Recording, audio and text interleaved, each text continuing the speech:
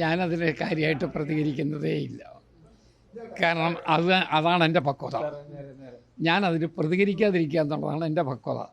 അതുകൊണ്ട് ഞാൻ നല്ല പക്വതയോടുകൂടി നിൽക്കുന്നു. ഞാനതിൽ പ്രതികരിക്കുന്നില്ല. രണ്ടാമത്തെ ഒരു പ്രധാനപ്പെട്ട പ്രശ്നം, അവിടെ രണ്ടാമത്തെ ഒരു പ്രശ്നമുണ്ട്. അധികം പ്രതിപക്ഷ നേതാവുമായിട്ട് സംസാരിച്ചോളാം. എനിക്ക് പറയാനുള്ള എന്തോ പരസ്യ പ്രതികരണമില്ല. ഞാൻ അദ്ദേഹത്തോട് സംസാരിക്കാം. അതാണ് എൻ്റെ പക്വത. ഏത് കത്ത്?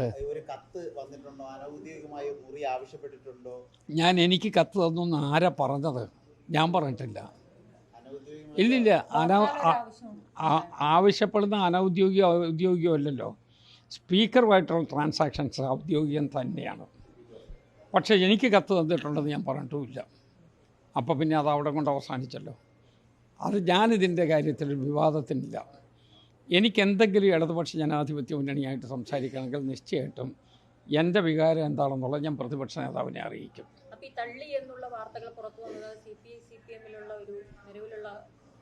അത് അവർ തീർത്തോട്ടെ. ഞാനതിനകത്ത് മധ്യസ്ഥനേ അല്ല. സ്പീക്കറുടെ സ്ഥാനം അതിനകത്തൊന്നും ഉപയോഗിക്കേണ്ട കാര്യമില്ല. അതൊക്കെ ചെയ്യാനുള്ള കഴിവും ത്രാണിയും അവർക്കുണ്ട് എന്ന് ഞാൻ വിശ്വസിക്കുകയാണ്. എനിക്ക് എന്തെങ്കിലും ആ കാര്യത്തെ സംബന്ധിച്ച് ഇടതുപക്ഷ ജനാധിപത്യ മുന്നണി, പ്രത്യേകിച്ച് പ്രതിപക്ഷത്തുള്ള ആളുകളുണ്ടെങ്കിൽ പ്രതിപക്ഷ നേതാവുമായിട്ട് സംസാരിക്കും. ഞാനില്ല. ഒരാവശ്യം വന്നാൽ, അങ്ങനെയൊരു ഘട്ടം വന്നിട്ടില്ലല്ലോ. ആവശ്യം വന്നാൽ ഇല്ലാത്തൊരു കത്തിനെക്കുറിച്ചാണ് ഈ പറയുന്നത്. എനിക്കൊരു കത്തുണ്ടെന്ന് ഞാൻ പറഞ്ഞിട്ടില്ല. അങ്ങനെ നിങ്ങളോട് ആരോടും പറഞ്ഞിട്ടുമില്ല. എന്നോട് ഇന്നലെ വന്ന് സംസാരിച്ച ആളുകളുണ്ട്. അവരോട് ഞാൻ പറഞ്ഞ എന്താ? അവരോട് ഞാൻ പറഞ്ഞത്, അവിടെ പ്രതിപക്ഷ നേതാവ്, ഉപനേതാവ് ആരാണെന്നുള്ളത് പ്രതിപക്ഷ നേതാവ് പറഞ്ഞാൽ മതി. അവിടെ മുറി റെഡിയാണ്. ബാക്കിയുള്ള ക്രമീകരണങ്ങളെല്ലാം അവിടെ ഉണ്ടാകും. ഒരു പ്രശ്നം ഉണ്ടാകില്ല. പ്രതിപക്ഷ നേതാവ് പറഞ്ഞാൽ മാത്രം മതി. പറഞ്ഞാൽ അതോടുകൂടി അത് അവസാനിക്കും. ഇനി എനിക്കെന്തെങ്കിലും പറയാനുണ്ടെങ്കിൽ അത് ഞാൻ അദ്ദേഹത്തോട് പറയുകയും ചെയ്യും.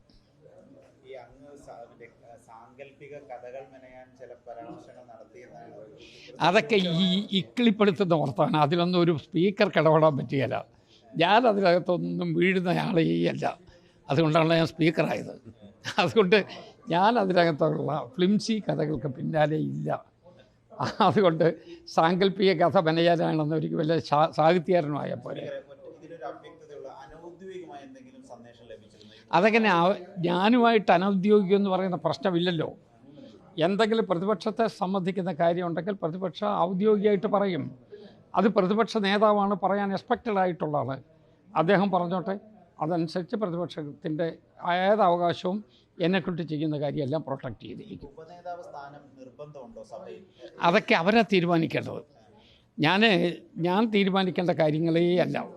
നേരത്തെ ഉപനേതാവ് ഉണ്ടായിരുന്നു, കോടിയേരി ബാലകൃഷ്ണൻ. അത് കഴിഞ്ഞ് ഇന്ത്യൻ നാഷണൽ കോൺഗ്രസും UDF വന്നപ്പോൾ ഉപനേതാവ് ഉണ്ടായിരുന്നു. ഉപനേതാവ് ശ്രീ കുഞ്ഞാലിക്കുട്ടിയായിരുന്നു. അപ്പോൾ ഉപനേതാവെന്ന് പറയുന്ന ഒരു പ്രൊഫഷൻ അവിടെ ഉണ്ട്. അതെപ്പോഴും ഉണ്ടാകാം. പക്ഷെ വേണോ വേണ്ടയോ എന്ന് തീരുമാനിക്കേണ്ടത് ആരാ? അത് പ്രതിപക്ഷമാണ്. പ്രതിപക്ഷത്തിൻ്റെ ഉപനേതാവ് വേണമെന്ന് ഞാനെന്തിനാ പറയാൻ പോവുക? ഞാൻ പറയുന്നത് ശരിയാണോ? അല്ല. മുഖ്യമന്ത്രിയെ തിരഞ്ഞെടുത്ത സമയത്തും അങ്ങയുടെ അഭിപ്രായം തേടിയിരുന്നു. ഇപ്പോൾ KPCC അധ്യക്ഷ ചർച്ച സജീവമാവുകയാണ്. അങ്ങ് അഭിപ്രായം പറയൂ. കൂടിക്കാഴ്ചകളിലൊക്കെ സ്പീക്കർ നിഷ്പക്ഷമതിയല്ലേ? സ്പീക്കർ നിഷ്പക്ഷമതിയാകണ്ടേ? അതാണ് പക്വത വേണമെന്ന് പറഞ്ഞത്. ഞാൻ ആ പക്വത കാണിച്ചോണ്ടിരിക്കുകയാണ്.